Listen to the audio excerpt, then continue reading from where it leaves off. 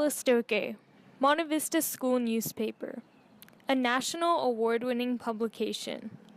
Each month, people look forward to the new magazine and multimedia packages that come out.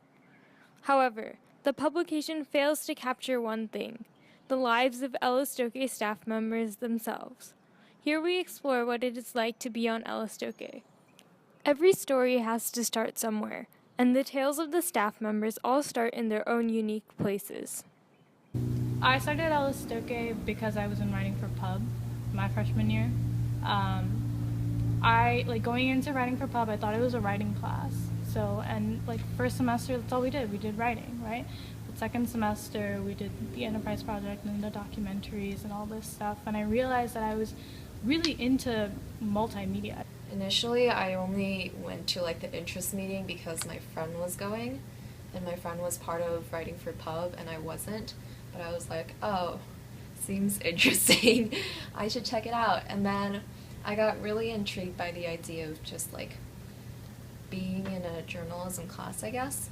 And also I knew some people that were taking the class at the time, and I really looked up to them.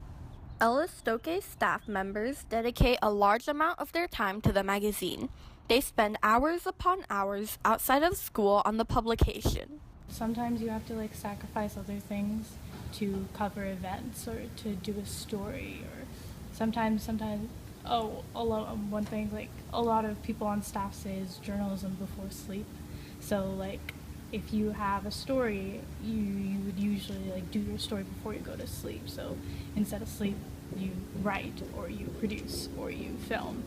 Basically what I do is go to practice for wrestling, and then we'd have late nights here, and I would come straight from practice to late nights, and that was during the football season too. So I would say that I kind of plan around journalism. Through all of the extra hours and hard work that staff members have put into Estoque, they have learned countless skills. What I've learned is what I'm good at, so I found that I think one of my strengths is managing people, and I never considered myself a leadership person before, but this year when I was a section editor, it really dawned upon me that oh, I like doing this. I like overseeing other people's stories, and I like giving ideas and thoughts, and that's something I learned about myself. Well, I learned how to talk to people, and that has helped me a lot. Before, during freshman year, I didn't really know many people outside of the people coming in from Lawson as incoming freshmen.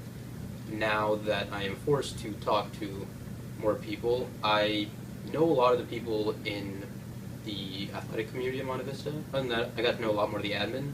Dude, it was terrifying walking to the office as a sophomore, right? Just going straight in and having to just ask, hey, I'm going to interview you for 30 minutes and just take this time out of your day. Something crazy like that now I can just do off the top of my head. It's so cliche to say, but really everyone has such unique stories. You might expect one thing going into an interview with someone, be oh, this is not going to be that great of an interview because I already know this person through school in this way. But then after you actually ask the right questions and ask for their own story, you get this incredible insight into their personal life. One of the most delightful parts about working with Estoque is you can watch kids just do phenomenal things and really exceed any expectations that I had for them. Whether that be writing a fabulous story that really paints a picture, or taking an awesome photo, or designing a beautiful page, or coding something. I mean, students here are just ridiculously talented, so it's a real pleasure to watch them, just shine. It's really easy to overlook your peers as just, part of the school, but really you get to know them as individuals, and I think that really marks your high school experience. Being a part of Estoque has allowed for many opportunities to bond with other members. All of us went to Donut Wheel together to report on the store itself as a little feature story.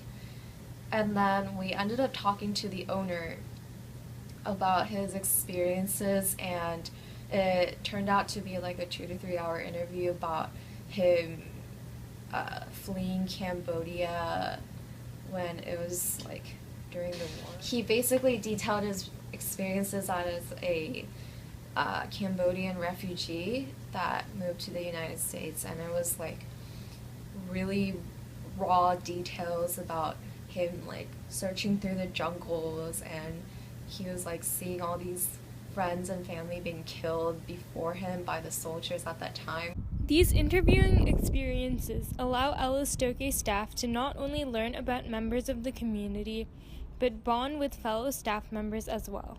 All the people covering it from Estoque, it was, I think, me, 5 other people. We all decided, hey, game's over. Let's go to IHOP now.